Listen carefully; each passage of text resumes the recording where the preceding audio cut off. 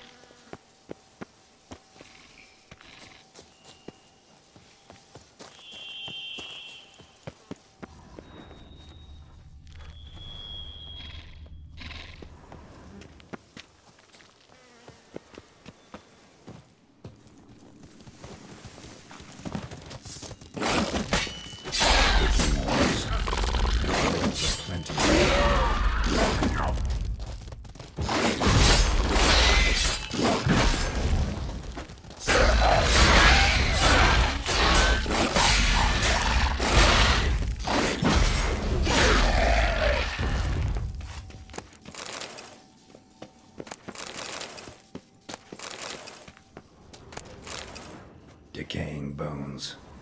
Kikimores must have tunneled into the grave.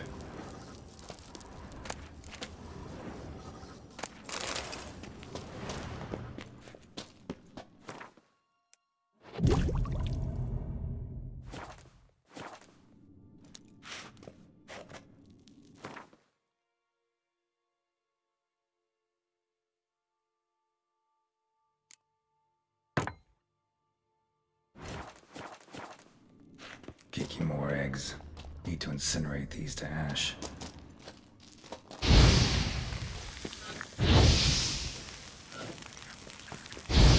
Some stench.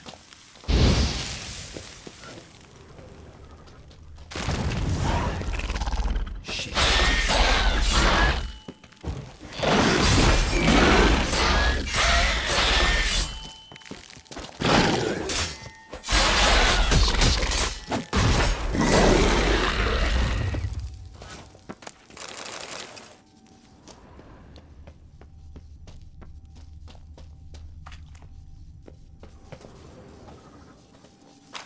Decaying bones.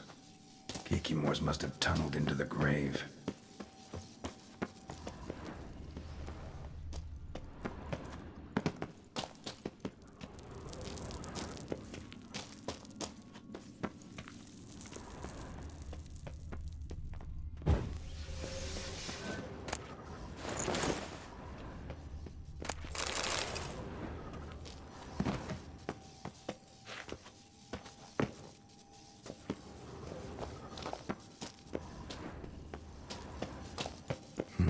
Something here.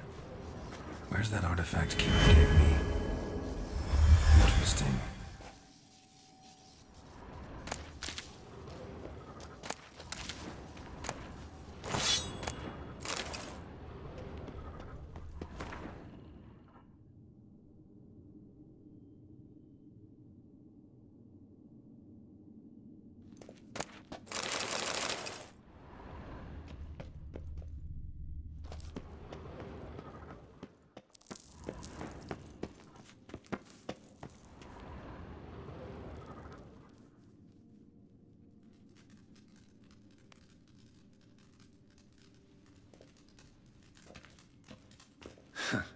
Agreed to meet a vampire at a cemetery.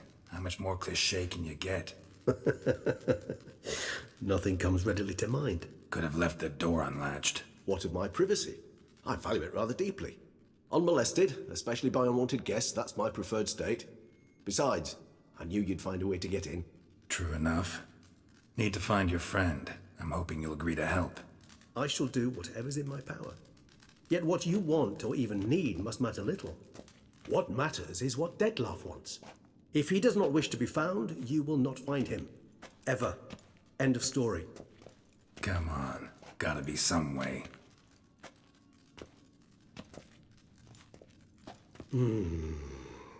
Vampires can evade detection by the senses. And no divination magic works on us. Even the most precise megascope would be useless. And this? Could this help? Wherever did you get that? Off one of the beast's victims, found by a bend in the river. Body was chopped in pieces. 3 of those pieces were hands. Hand with the ring seemed the odd one out. Abruxa had taken an interest in it.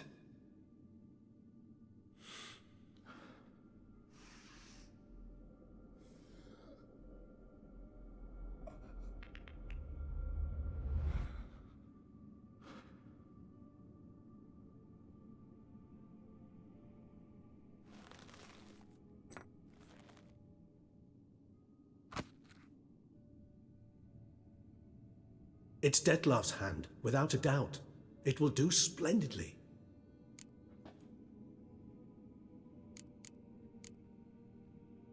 Ring's pretty intriguing. Made of no metal I've ever seen. And the ornamentation.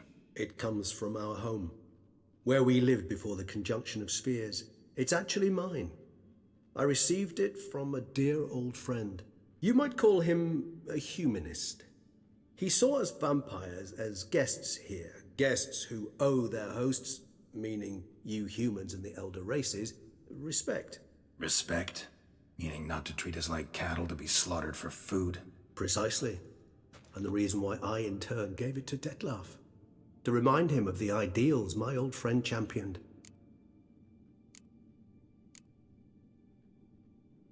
The hand. What do you plan to do with it? You've heard of Kovinaris' theory of tissue memory retention. Rings a distant bell. Read about it in Alchemia Oblitera. There's a copy at Kaer Morhen, tattered, nearly disintegrated. But if memory serves, Kovinaris never managed to prove it worked. He did prove it, just never managed to publish his findings.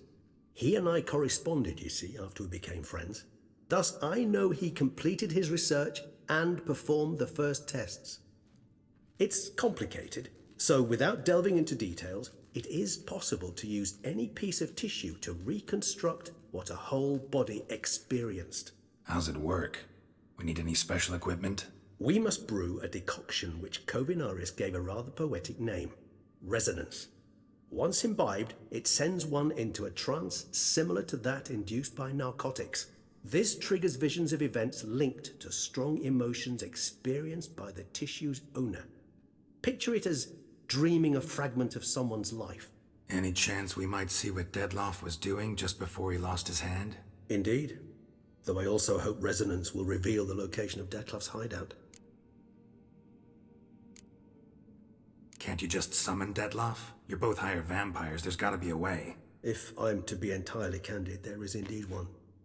But believe me, we will be better off never availing ourselves of it. It is a last resort. Last resort?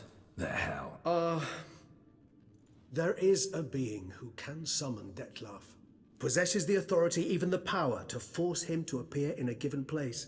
But the very act of contacting this being, well, it's akin to walking a slack line extended over a chasm filled with molten lava.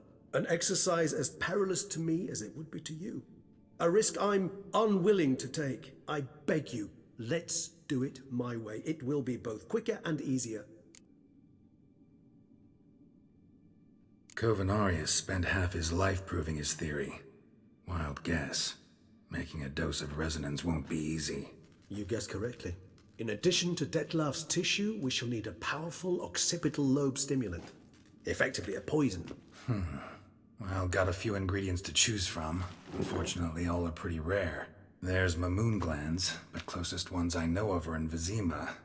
A spotted white saliva would also serve, but they were culled to extinction over a century ago. Could go with a kobold's eyes, but the creatures are sentient. Rather not gouge one's eye. Given that we lack the time to sleuth this out ourselves, permit me to summon some help.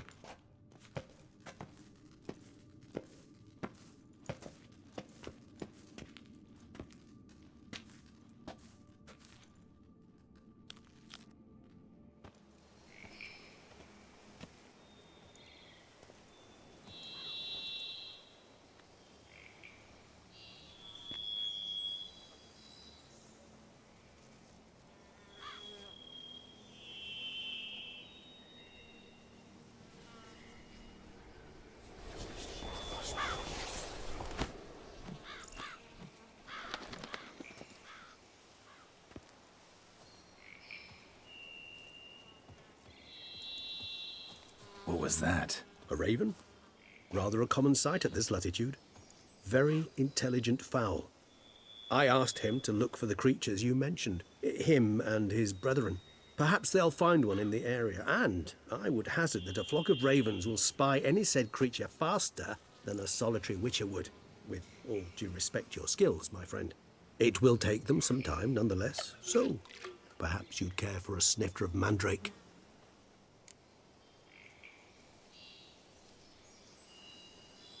Rarely say no to a snifter. Sadly, this is but a weak infusion rather than a proper distillate. Even better.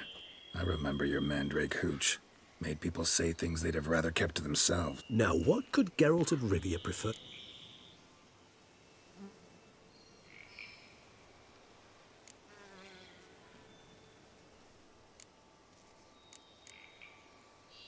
Guess you missed my point, Regis. I was glad to hear it's not the hooch, because I don't want to talk about what I don't want to talk about. Oh, I understood you far better than you think. Allow me to reveal a secret. My mandrake distillate possesses no particular tongue-loosening powers. Those who drink it and talk simply have burdens they wish to lift off their shoulders. The hooch is but a convenient excuse, a cover that justifies their sudden candidness to themselves. All right, you first. Any burdens you want to unload? Vampires lead highly interesting lives. Bet you've got some good secrets. Anything in particular interest you?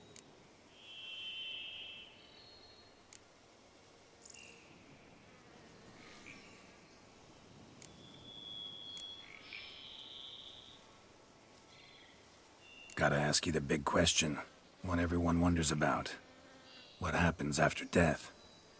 You wish me to tell you if the human belief in the gods is well-founded? Well, that I do not know. We vampires differ exceedingly from you humans. Our matter, that of which we are composed, can exist without form. We require neither a heart, nor a brain, nor air to breathe. But were you dead? As humans understand death, yes. Feel anything? Understand anything? It's rather hard to explain. I felt something very unsettling. Something I cannot even name, for I did no reasoning.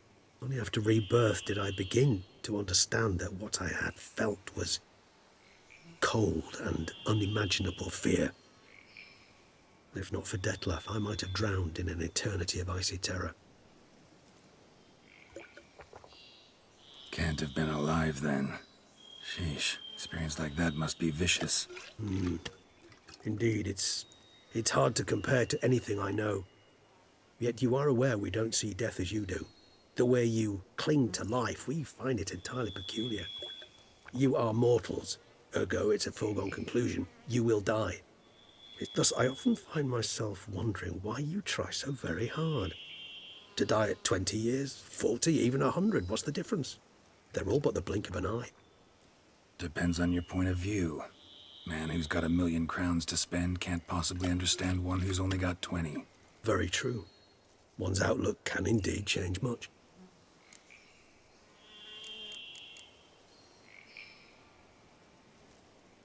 Got a new life, a new body. That'd give you a new... Starting all anew is a very broad concept. What exactly do you mean? Your blood addiction, say. Wondering if your body's the same, if it still remembers. Maybe if you drank now, you wouldn't get hooked. All addictions are a form of slavery. Re-addiction's not a risk I'm willing to take, just to test a hypothesis about corporeal regeneration and whether propensities carry over. Fair enough. Curiosity, that's all. Sorry. Not to worry, Geralt. Curiosity is a natural reaction under the circumstances, apart from which I've always valued that trait in you. Always fascinated me the way vampires can regenerate. A hand growing back is one thing, but Dettlaff recreating you out of a wet smear? Something else entirely. A difficult and laborious process, but one that's possible, as my presence proves. But I've heard you too had quite the adventure. They say you lost your memory. For a bit, but Triss helped me get it back. Actually, pretty damn lucky I only had amnesia. Yes, you humans are rather buggered in those terms. To strip you of life is, well, it's just plain easy. I've always pitied you in that regard. We vampires are much harder nuts to crack. If a member of another race kills one of us, we can be reborn with a living higher vampire's help. However, if one of our own strikes the deadly blow, death is permanent. There can be no rebirth. One of the chief reasons why vampires long ago swore never to fight one another. Curious what you did after you were... As I'm sure you can surmise, at first I was thoroughly absorbed with recovering. As it is, I've still not recovered completely. Yet I was so weak the first year that I could not stand or move on my own. Detlef bore my weakness bravely, showed great patience. If not for him, I wouldn't be here, and I'd have regenerated far slower. Once I could at last stand unassisted, I set off for Bruges, for my one-time home of Dillingen. There I led the peaceful life of a rural healer and surgeon, enjoying my neighbours' respect and, in fact, constituting the exact opposite of the monstrous vampire the populace imagines. Bruges, you say? Rebirth make you sentimental? Perhaps a dash. But what of you? Where have you been? Ever find your Cyrilla? Back then, yeah. But we parted again soon after. And when the time was ripe, she came back. Defeated the Wild Hunt together. Seems I certainly missed quite a... True enough. But it's a conversation we'll have another time. All right. Give you one question. What do you want to know? One question to ask one as fascinating as you, Geralt. Cruel parsimony, I'd say. But I shall do my best to make it count. If you were to die and be reborn as I was, in your new life, would you choose to be a Witcher?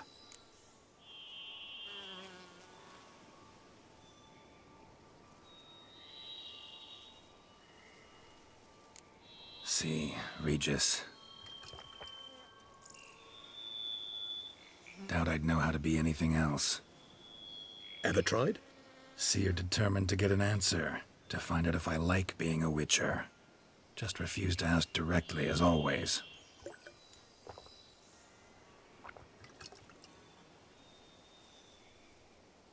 I like being on the path. I like picking up a lead, a trail. I like the tension right before a fight. And nothing gets my adrenaline flowing like battling a beast. Even gotten used to people treating me like a freak, an outcast. Yeah. Not something I think about much, but I like being a Witcher. Thank you for being honest. Honesty is an attribute of the truly brave, and thus a privilege of the very few. Still no sign of your winged friend. Sure it understood what you wanted? Dead certain. Let's wait a bit longer. It'll return soon, don't doubt that for a moment.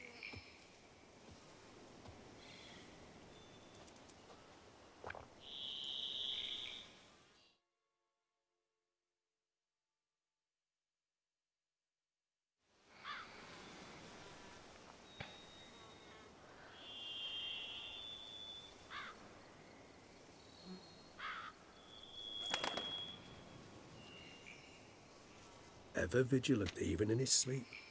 Quite vampire-like, in fact. Are you absolutely certain they don't administer a few of our genes during the trial of the grasses?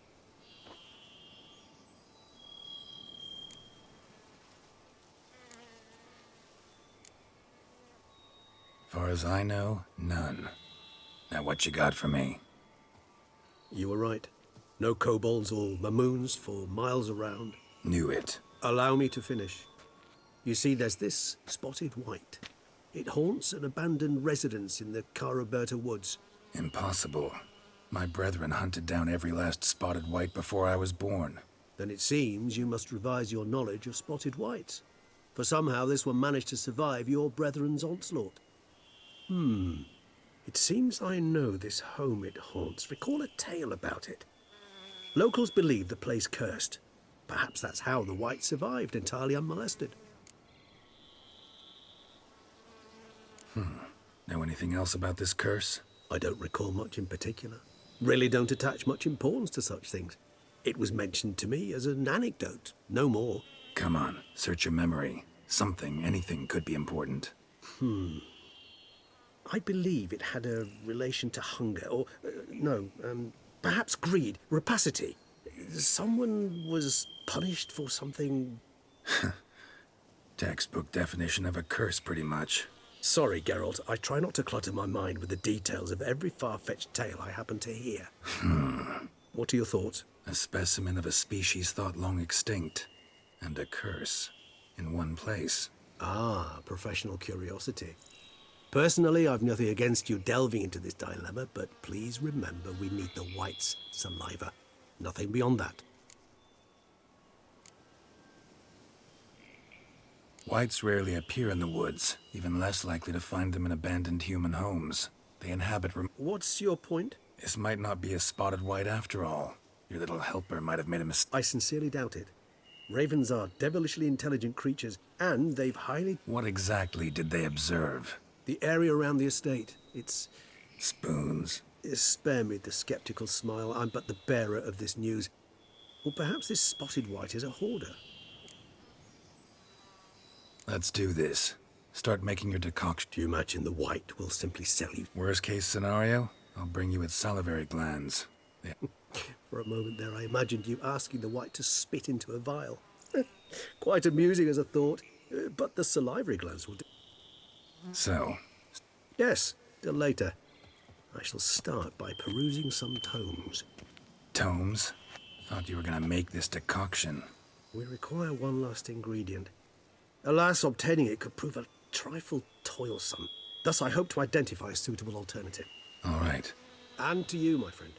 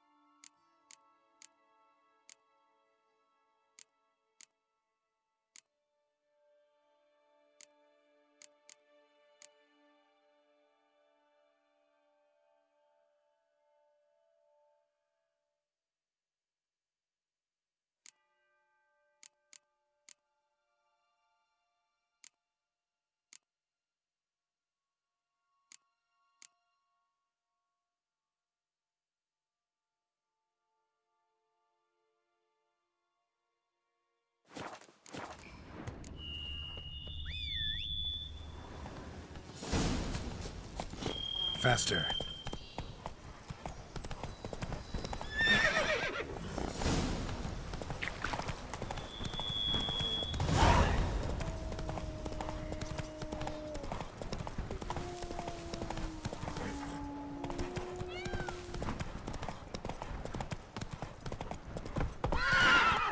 The way to sit through the streets while everyone...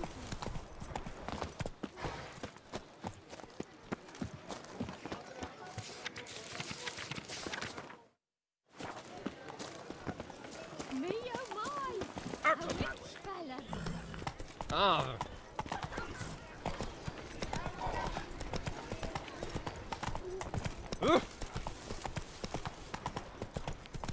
aye, the pigs can fly. Cool, blind.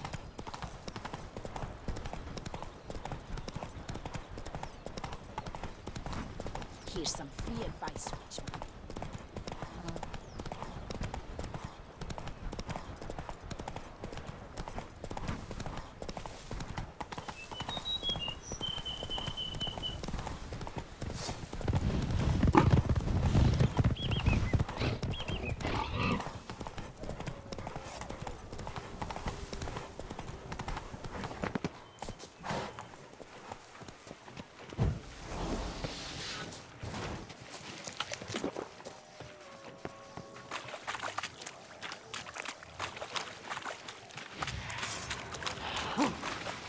What now, you piece of filth?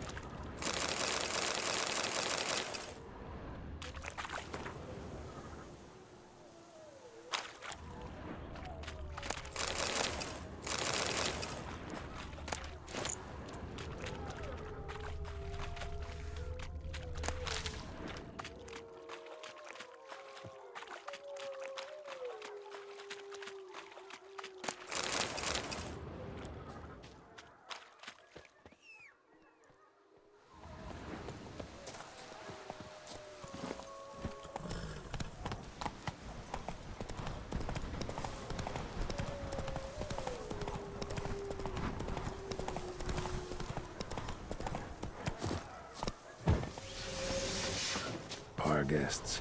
Never a good omen.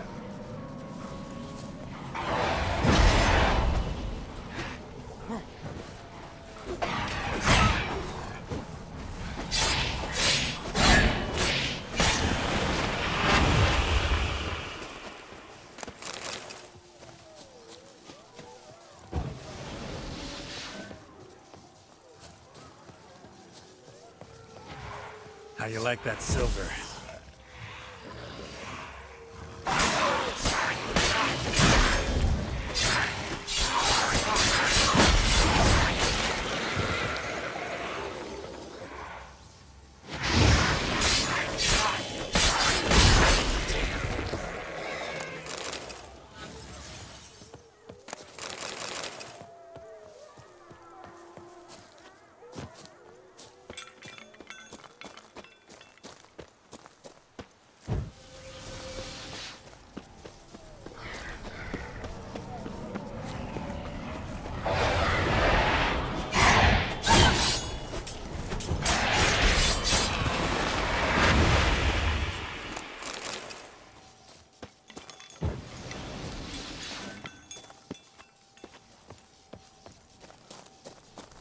Regis's raven wasn't lying.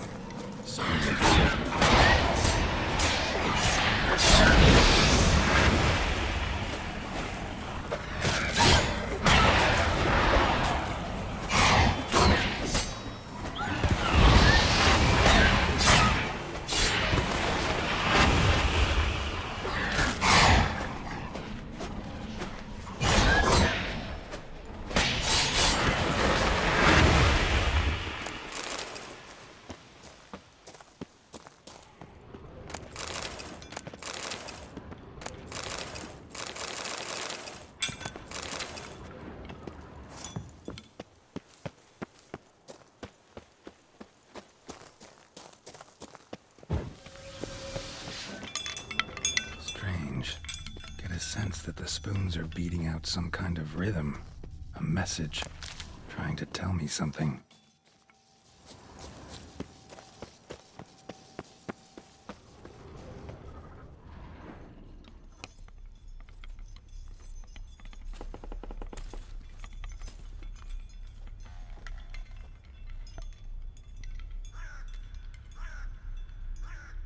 None shall sit and dine with you at your table. No spoon you have shall say to you, never again shall you wish to spy your reflection in the mirror. Sounds like a curse, all right.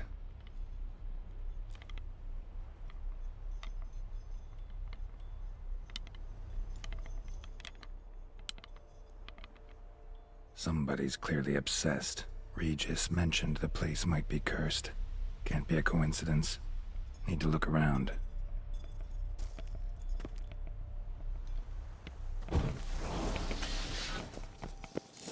Pigsty.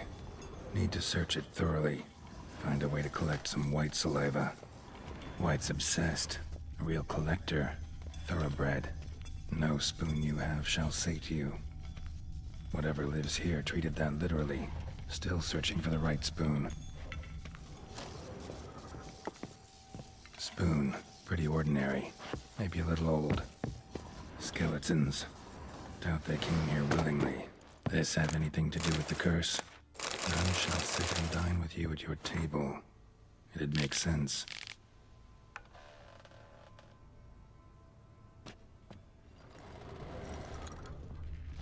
Woman's name scratched into this wooden spoon. Romantic. No claw or fang marks. Probably choked to death. Right arm bit right off. Teeth all knocked out. Somebody tried to force feed him. Broken neck, indentation in the skull's lateral surface, smacked in the head with something heavy. Another spoon. Yep, just as normal as the last one. A Siren key. Sophisticated crafting. Tag bears a description. White's a true collector.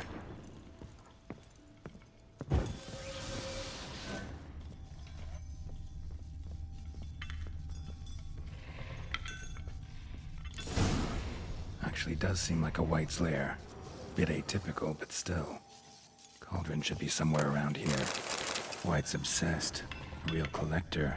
Thoroughbred.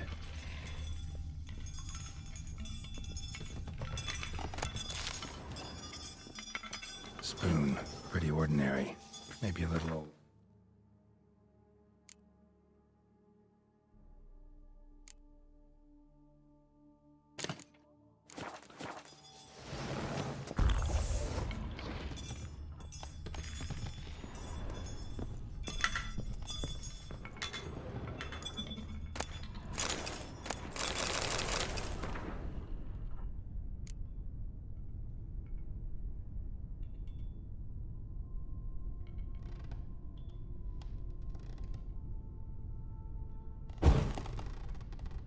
Another spoon. Yep, just as normal as the last one. White's obsessed. Real collector. Thoroughbred. Thousands of them here. White's been a collector for years. Spoon. Pretty ordinary. Maybe a little old.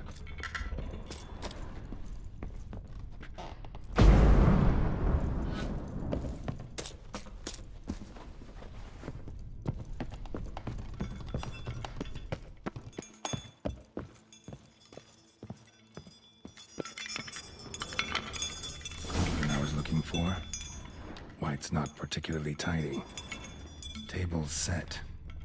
White, who lives here, is getting ready for some sort of feast. Another spoon. Yep, just as normal as the last one. White that lives here, definitely afflicted by a curse, and it's been trying desperately to lift it. Cauldron's empty, unfortunately. Regis needs some brew. Afraid he won't get that. No choice but to hide and wait for the saliva glands and their bearer. Need a spot that'll let me observe the cauldron. White's obsessed. A real collector. Thoroughbred.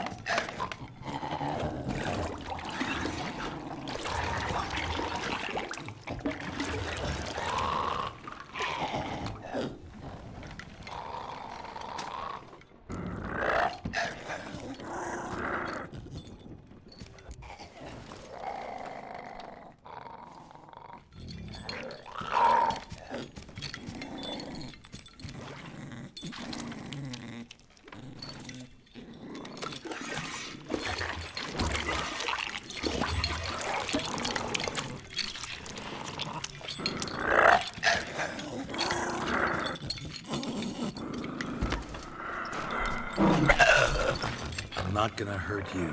Wanna help? I've seen the words of the curse on the walls. Think I know how to lift it.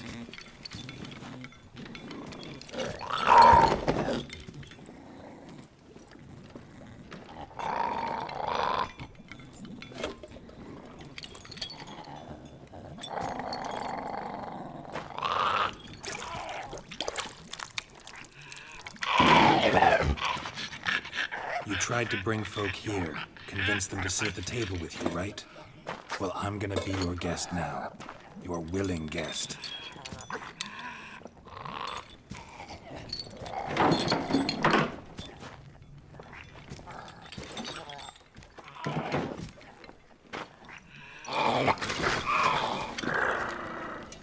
Just need a bit for Regis. And now we'll tend to you.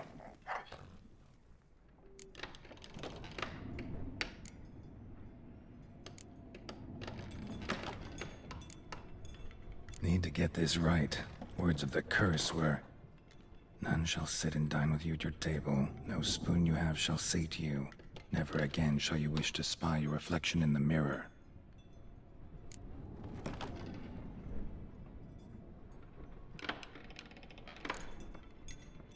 Need to get this right.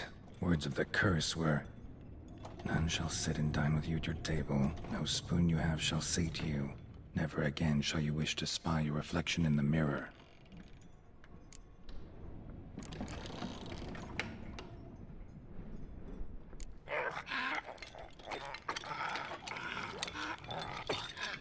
We can't use spoons. No, that won't work. You've been looking for a spoon that would feed you, but there's no such spoon. We need to eat without spoons.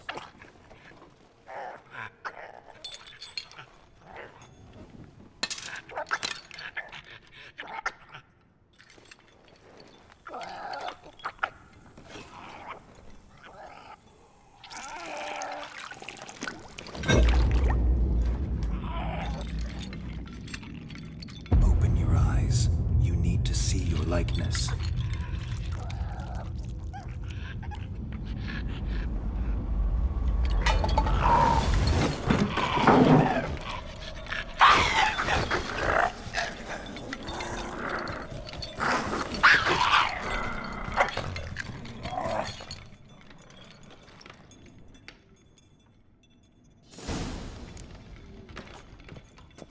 Think it worked.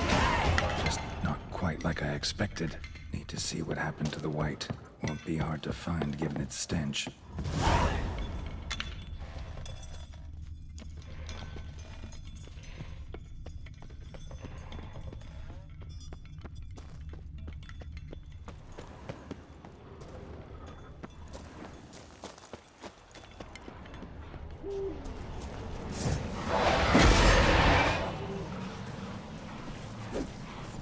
Tell me what you got.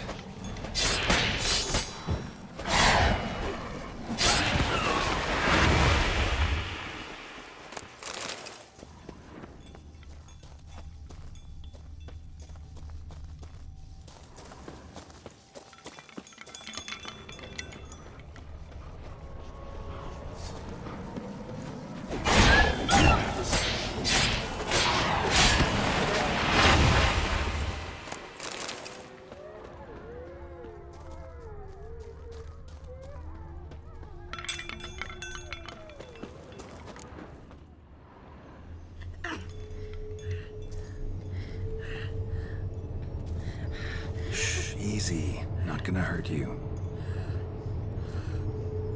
Eat. I must eat.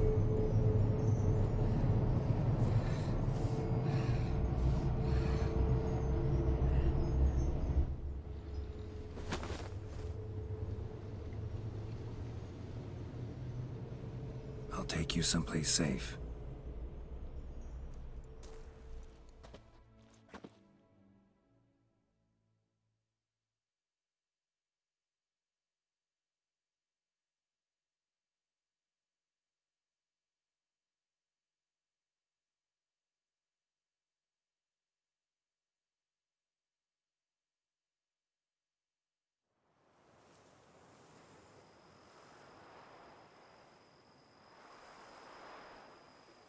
So I took her by the hand and led her here.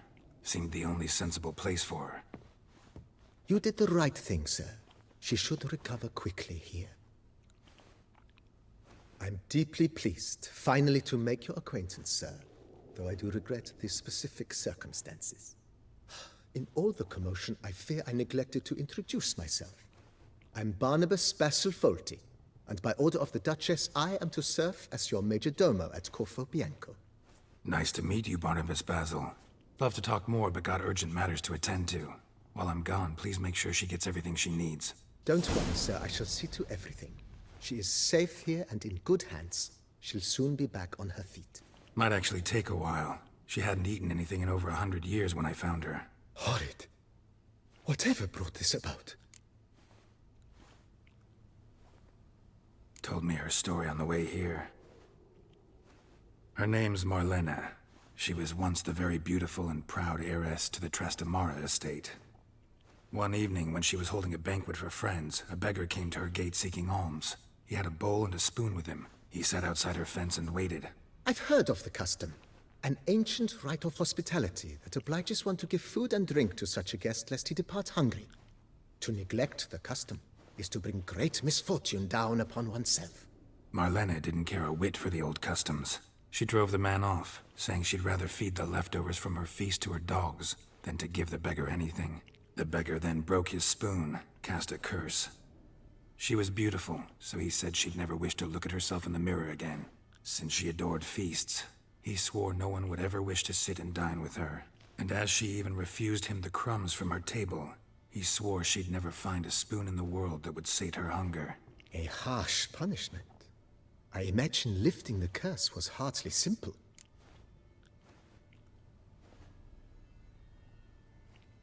Curses are tricky. They play on irony.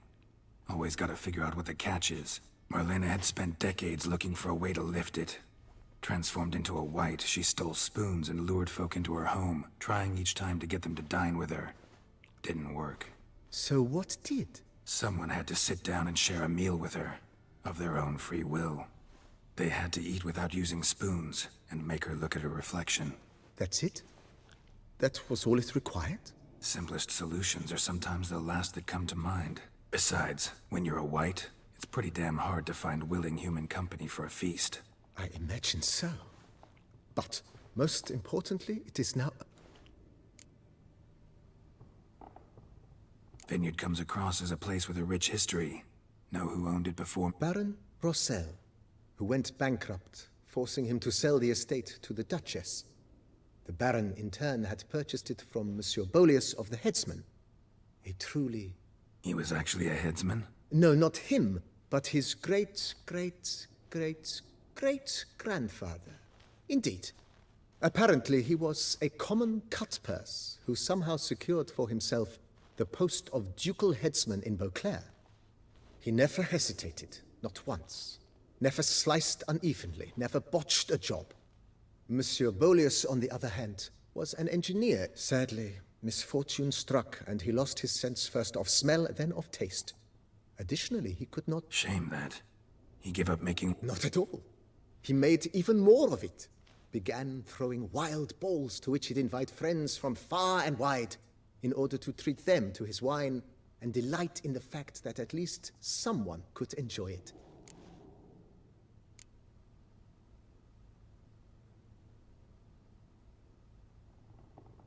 Mind giving me a little tour? Not in the least. Follow me, please.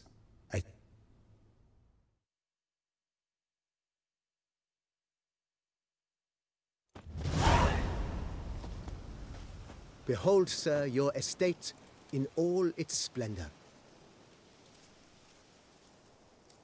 Pretty vast. Indeed. And now, sir, allow me to show you a handful of interesting details. Follow me, please. Been a major domo all your life? Yes, I come from a long line of major domos. My father was a major domo, as was my grandfather before him, as was my great-aunt. In fact, she was the one to start the tradition. Great-aunt? A hard woman. It is said that already as a child, she knew where she was going, and went there. When she arrived in Beauclair, she signed on as a chambermaid at one of the vineyards, then slowly worked her way up to major domo. She dragged the rest of the family up the same path.